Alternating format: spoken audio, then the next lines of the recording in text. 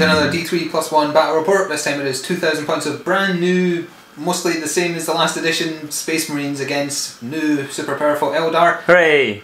Although it's 2,000 points, again we're doing 1999 plus 1 rather than the full double force organisation chart. Anyway, right, so my handwritten list, because it's in the new codex.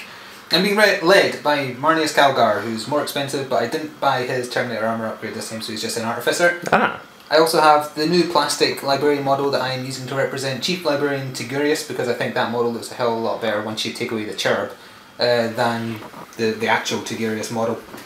They are being accompanied by 4 Honour Guard and a Rhino. I do actually have the Honour Guard that come with Calgar, which are the only Honour Guard models that exist, but I kit bashed these out of the new Vanguard box set and I think they look very good. They do look nice. So I'm looking forward to painting those, and I think because they're in dynamic poses, they're actually better than the fine cast ones that you get in the Calgar box. And they're in a Rhino with no upgrades. As I said, I bought the Thunderhammer upgrade for the company champion. Troops, I have a squad of 6 Space Marines, just to be a bit different, with 1 last cannon, because I can do that now. We have a squad of 10 Tactical Marines with, that's a plasma gun, but I'm actually counting it as a grav gun, because grav guns are new, so I want to try them. Missile launcher, that's it. Scouts, 5 of them, with all snipers, no missile launcher this time. Thunderfire cannon to try out the new barrage rules for it, apparently it's very good.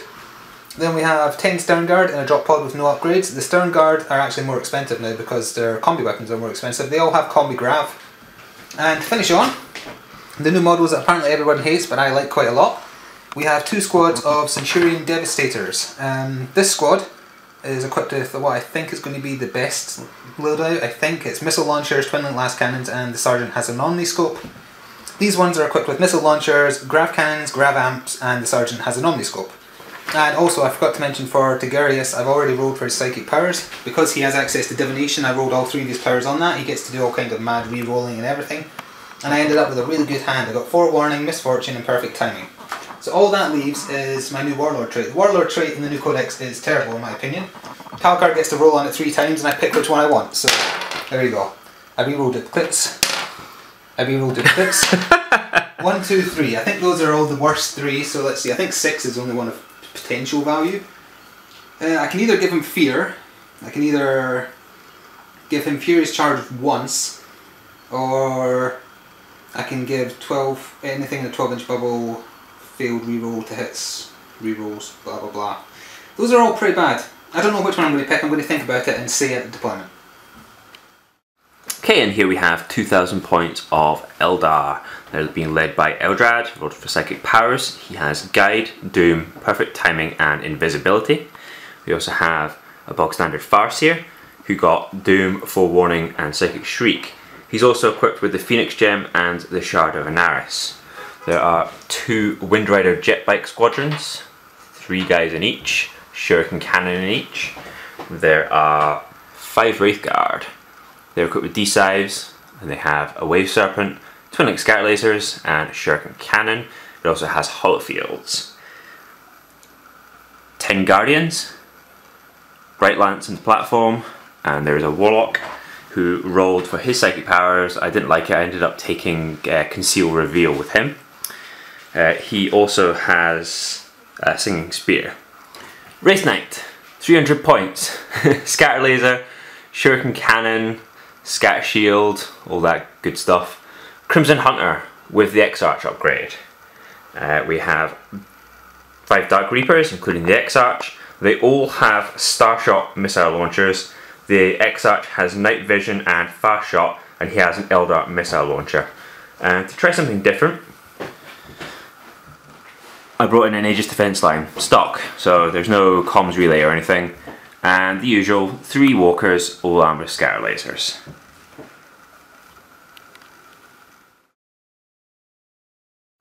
Okay, we have deployed, and first of all, a couple of clarifications. When I was going over my Space Marine Warlord traits there, I said the Storm of Fire one was a 12-inch bubble, everything rerolls ones. It's even worse than that. It's a single unit within 12 inches of the Warlord.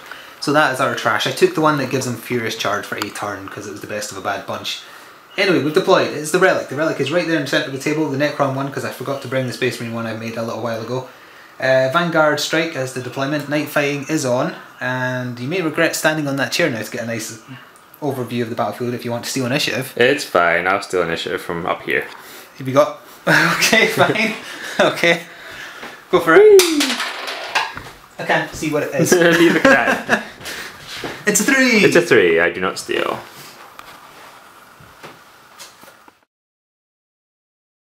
Okay, end of Space Marine turn 1, and it felt a lot like a Tau turn. You'll see why in a second. Tigurius gave his squad ignore cover, I think. That was technically semi-pointless because they had Omniscope to ignore Night Fang anyway. He gave 4+ invuln to this squad of Centurions. The Scouts, the last cannon in the 6-man tactical squad here, they all fired at the Wraith Knight. So did this squad of Centurions with their missile launchers because the grav weapons were out of range. The reason I did that is because the Wraith Knight was on 1 wound remaining after my Suicide Stern Guard landed right next to him with a kind of, well, it's scattered there, but they still have the rule where you move the minimum distance not to hit an enemy model. They used their combi gravs, so it was 20 grav shots because they were within range. Now, because the Wraith Knight was in 4+ cover, he actually survived on 1 wound despite me getting a lot of wounds through it. Oh, I also used my new tactical doctrine, which meant that my whole army got to reroll 1s. That helped. It helped a lot, yeah. Well, actually, they only failed to hit with 2. Actually, out of 20 shots, they managed to make 18. That was with, what, like 4 rerolls of 1s? Yeah. So it was. And then I think you rerolled those 2 1s and rolled. Yeah. Yeah.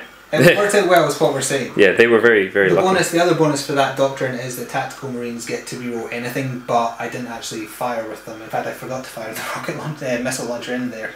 But that doesn't matter.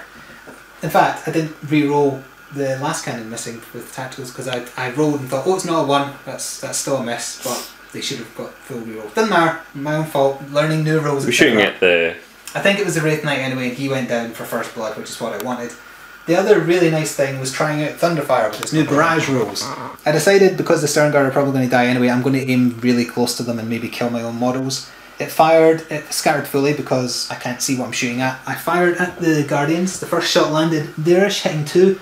I got 1 hitting the Farseer there, and I got 2 that I've managed to put right there in a big blob of Guardians hitting 5 each. How many is that dead in total? 1, 2, 3, 4, 5, 6, 7, and the gun's fine. No, the gun's fine. Their morale held and they were not pinned. They were not pinned. The last thing that happened was that squad of Windrider jet bikes being annihilated by the missile launchers. It was missile launchers. Oh, it was their missile launchers because they didn't give you cover and you hadn't moved, so you hadn't got jink. So that was a really good opening turn. I'm really glad I chose to go first. Because if I didn't choose to go first, I think it would have been very different. But, you know, we'll see. Okay, end of Eldar turn 1. There were a lot of psychic powers. Too many. Too many, in fact. Eldar cast Guide on the Warwalkers. He cast Doom on the Rhino, which I forgot to take into account when rolling for my armor penetration results.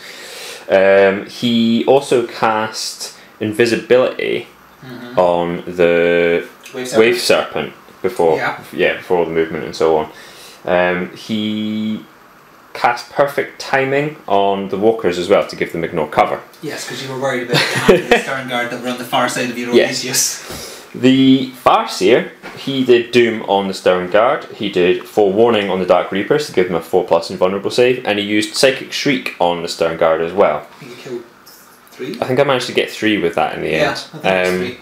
Which wasn't too bad. It would have been better than his normal shooting. And the Warlock in that squad used Shrouding, used the Conceal power on the squad of Guardians, etc. that he's in. Over here, Wave Serpent and Bikes moved up there. They were the ones that managed to shoot into the Rhino, wrecking it, and making Calgar and his Honor Guard jump out there. The Walkers here did all the damage to the Stern Guard. There's a little bit came from the Guardians, but all in all, the Walkers did most of the work. Well, the Shriek did 3, and I think that was the only. So. I think I managed to get 1 Ghetto Rend, as we like to call it. Yeah, one Ghetto. Unfortunately, because of the way the drop pod and the Rhino were placed, the Dark Reapers couldn't actually see anything. So one of them managed to shoot into the Honor Guard, but failed to wound in the end. I rolled quite badly for my wounds. So that was about it. Not a very successful turn. Yeah, there's a lot of stuff to clear off the table. So stay tuned for turn 2.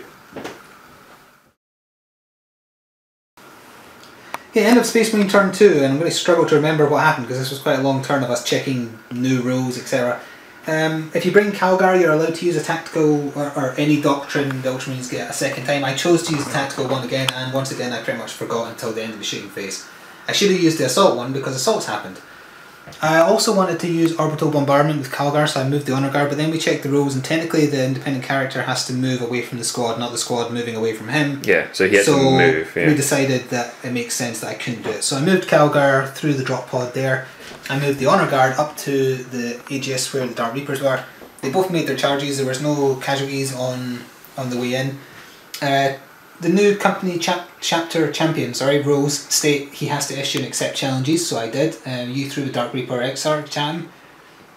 He splatted him with his Thunder Hammer. They have a 4+ invuln because of Psychic Powers right now, which saved them a lot. I took one casualty from Eldrad, I think. I think it was Eldrad. I think so, yeah. So I didn't mention at the start, but the Honor Guard are equipped as you see them, so it's 2 Power Swords, Thunder Hammer and a Power Axe. Then the 2 survivors hit back, killed a 1 Dark Reaper. They lost combat by 1, but they passed their morale. Yeah, that other Reaper there, he got killed by the drop pod. Oh yeah, I forgot that, yeah.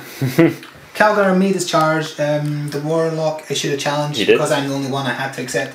I made a silly mistake and attacked with the sword. I should have attacked with his fist, so I was wounding on 2s, because either way he was getting an invulnerable save, but that way I could have secured more wounds. I didn't deal any wounds, didn't take any back. He rolled really badly to hit, actually. I did. It was really bad. Because he no longer has his reroll rules, he's not as good against anything other than vehicles. Abaddon is laughing somewhere in the distance. Elsewhere, Thunderfire Cannon fired at the Dark Reapers prior to all that charging happening, scattered wildly with the first shot onto the walker. He did, yeah. Ended up with 3 out of 4 hits on the walker, and they did nothing, did they? You managed to glance. Oh, I glanced. You got 1 glancing hit on that. I thought the glance was from the last cannon. Maybe it was. Yeah, you're right, it was the last cannon, yes. But the last cannon from the building here. Scouts didn't do anything because they can't see anything. The 10-man tactical moved up a little bit, couldn't see anything, couldn't fire. These Centurions once again got the 4+ invuln from Tigurius over there. They moved out. They took pot shots with their grav cannons, with grav amps at what they could barely see of the Wave Serpent. They actually managed to get an immobilise result. Yep. I had a 2+ cover save on that. To be clear, I know there's a lot of debate right now about whether you take cover saves against grav weapons. We have decided it's fairest that you do, so that's what we run it with. It looks like that's how they will FAQ it regardless. I mean, if you want to go rules as written over rules as intended, remember Codex Eldar last edition, where at one point you had both the old rules for Veil of Tears and the new rules, meaning not only would they have Shroud and Stealth, but you would also have to roll the spotting distance. That's clearly not right, and this will get FAQ, believe me. As long as they know what they're doing. Also, 2 of these, the Last Cannon Centurions, took pot shots at the very tiny bit of the tank they can see. If you go down here, they can just see a little bit of it. They can obviously see. It would have got a mad cover save again, but Tigurius gave them ignore cover, so I thought why not? And I think they stripped the hull point because I rolled quite badly. Yeah. I forgot that I could have re-rolled once. There is that. Yeah, and I definitely think that would have mattered. But that was it. So never going into your turn 2. Do you want to do your reserves on camera? Yeah, why not? Only one reserve. There's only one reserve. It's the Crimson Hunter. Crimson Hunter. It's on, isn't Comes it? in on a 6. Okay, end of Eldar turn 2. Eldar cast Guide on the Walkers, and he cast Doom on the Honor Guard. Didn't actually matter because in the combat I didn't... You missed. You rolled so many 2s and 1s. I did not roll any decent to hit rolls. Didn't actually kill any. They managed to basically kill off all the Dark Reapers, and Eldrad failed his morale. But you got away. You didn't. I got away. Yes, I didn't get sweeping advanced. Over here, Calgar managed to finish off the Warlock by 1 wound. Yes, exactly one. One wound. The fists properly this time. So that they held their morale over there. Crimson Hunter came in from reserves. Came in, shot at the Centurions over there. Only managed to secure 1 wound. I rolled really badly on my hit rolls. Yep. I failed my invuln, so it was pointless giving it to them. He was losing a wound either way. Yeah. The Wave Serpent, which is immobilised, managed to shoot at the drop pod, managing to do 1 hull point over there. I kept the D-side Wraith Guard in the back there because they would get shot to pieces out in the open. And the jet bikes moved over here, and I forgot to try and shoot the cannon. You forgot to fire. Forgot to shoot the cannon over into there. Cheers. Do it. You can't insta kill it, so I don't mind if it loses a wind. 3 hits. Oh, actually, mate, I thought it was 1 shot. I regret this. Strength 6. Toughness 5. 3's to wound. 6s are ghetto rending. Nope. So, didn't matter. No. You were wounding on 3s. 3s. So 3 wounds. You might kill it.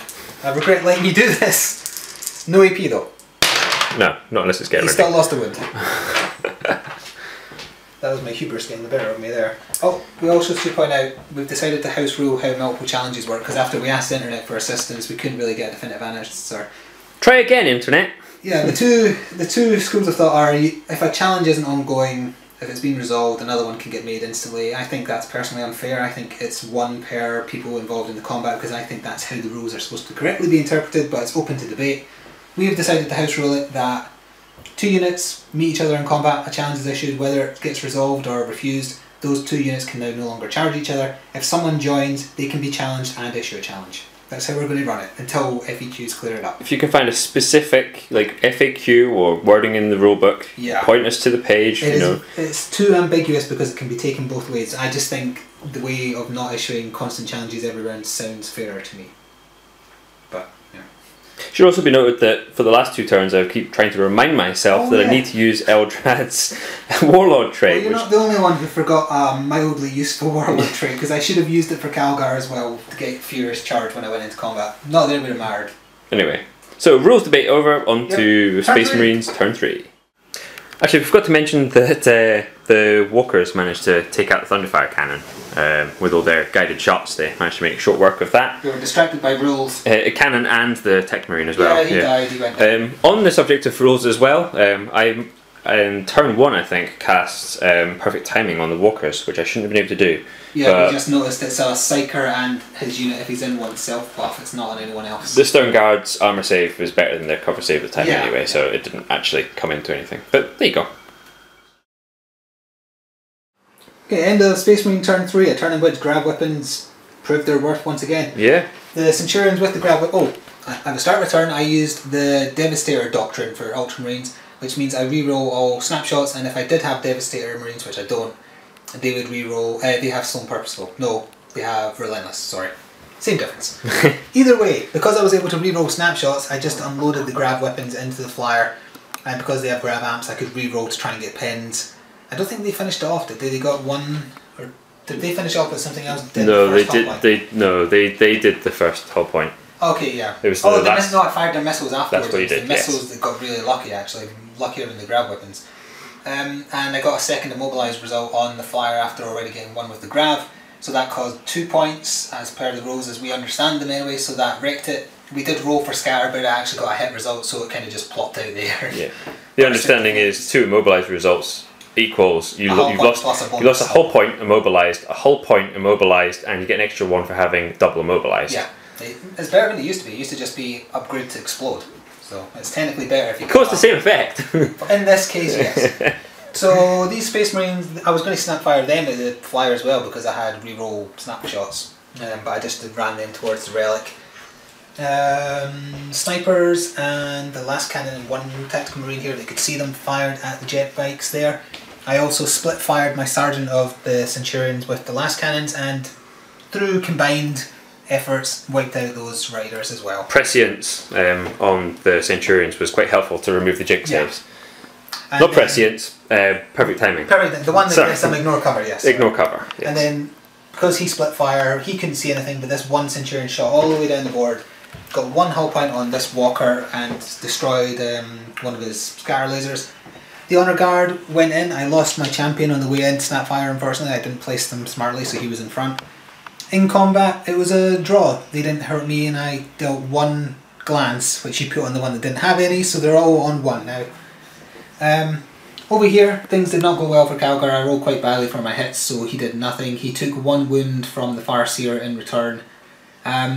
He still has a rule where he can choose to pass morale automatically, so he's not going anywhere. What I should have done in the first round of the combat is put the Farseer in the challenge, because Shard of Anaris in a challenge gives you Fleshbane and instant death. Now granted, Calgar is Eternal Warrior, so he wouldn't get instant death, but Fleshbane would be quite handy. Yeah, once he read out the rules to me from his codex, I was like, why did you accept with the Warlock? I forgot. Yeah. Plain and simple. Both learning things still.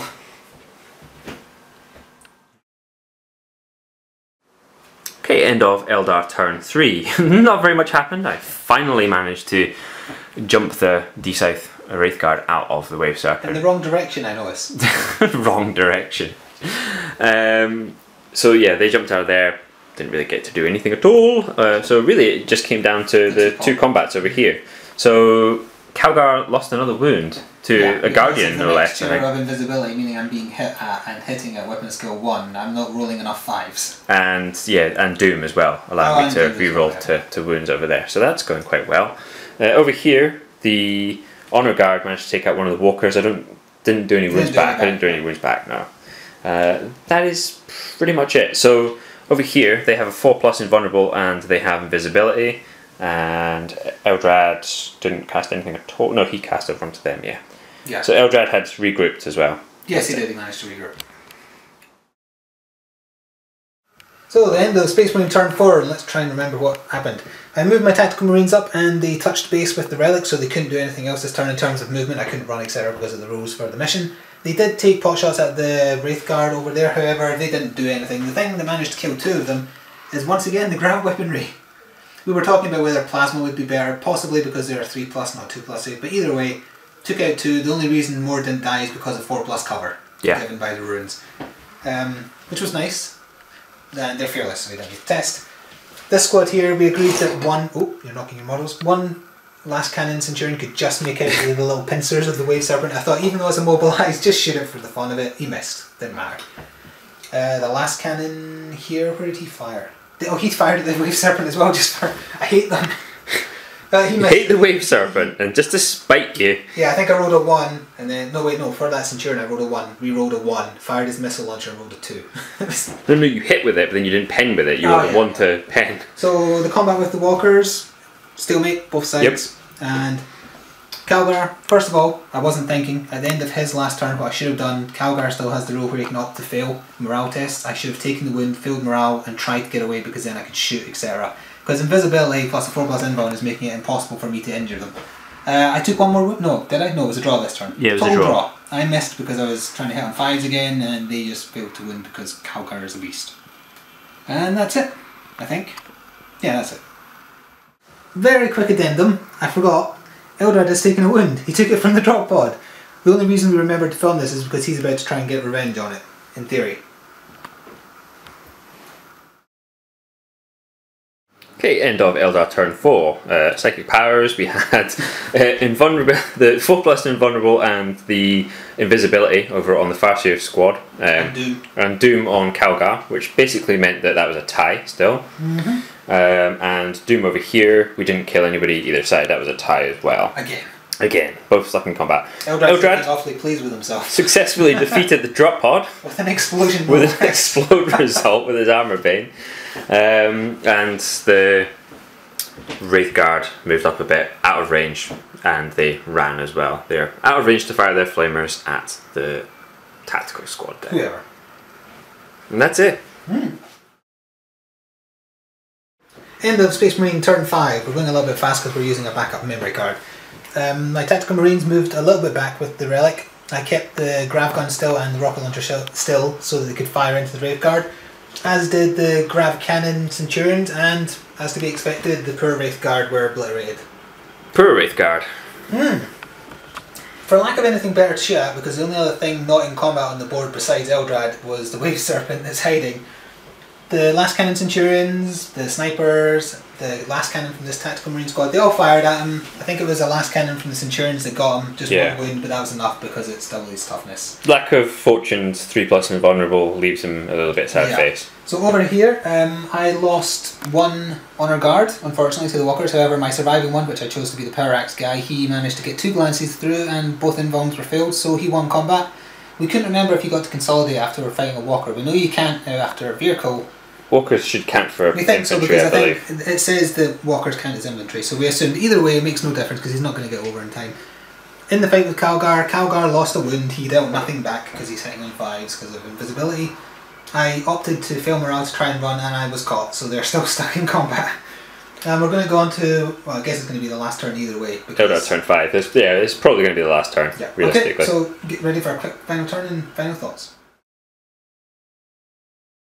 Okay, to speed things through, the only thing really left for the Eldar here is this combat. I didn't do any wounds, but Calgar managed to take out 1 Guardian. Because of no more invisibility from Eldrad. Yep, I passed my morale though, so they're stuck in combat. So we're going to see if the game ends on 5, because we're running out of time here. It's 3+, 4+? Yes, 3+.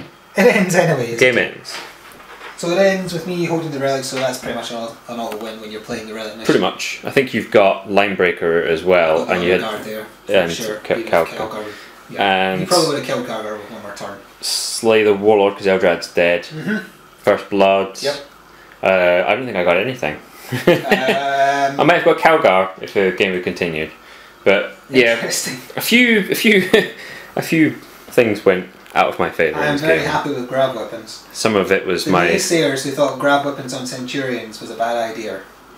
They did a lot of work this game. See, I don't think that they would have had as much of a chance to had the Wraith Knight gone down so early. If I hadn't have killed that with the Sternguard's grav guns, because that's an expensive option to bring. I wouldn't always bring grav guns on. Because he is AP2 on his blasts. Yeah. So he would cut through. That's why I brought Tigarius, because he has a high percentage chance of getting the 4+ invuln and psychic power because he has rerolls. Yeah. He has a 75% chance, I read. Apparently, I haven't done the maths myself, but still. If you roll it all on that table, that's for sure. So, I like a mixture. To finish on, we were talking off camera a little bit, and because we're probably going to be covering a lot of Eldar in general because it's one of the bigger armies we have available with us, and I want to be using Space Marines a lot because they're a new thing on the deck, and no one likes my Tau army because it's too easy to win with. Face. I agree, by the way. I think it's ridiculously overpowered.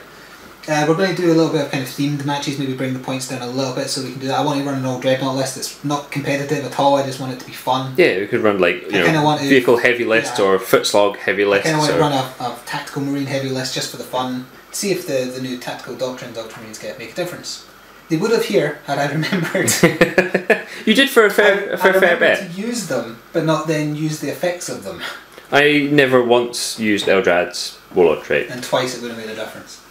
The very first time. Yeah, the very first time would have been a good one for it. Because it would have improved the save. Yeah, it would have given a 3+ save to the Wraith Knight. And it would have made it irrelevant. I was using grav weapons really. I should have used just the poison ammo. I got quite unlucky with my Crimson Hunter as well.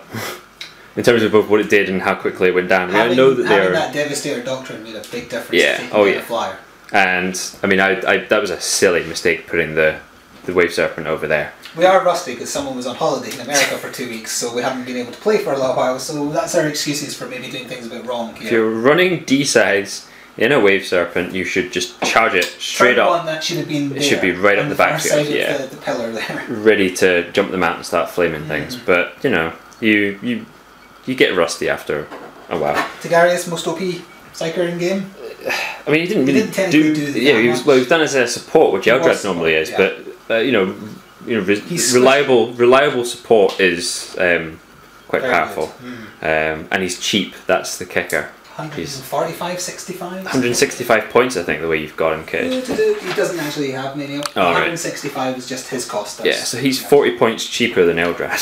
And he gets to reroll his choices, he gets to reroll field psychic tests. He's like the old Eldrad. Yeah, he is. I'm happy about that. Anyway, stay tuned for more battle reports. We'll probably do another Space Marines one next time. A themed one, hopefully. Yeah, and don't forget to check out, we're partnered with Mini Wargaming, so check out their site, miniwargaming.com. Also, Tabletop Combat. They've got a lot of content on both sites. You should go and check it out. Thanks for watching. Bye. Bye.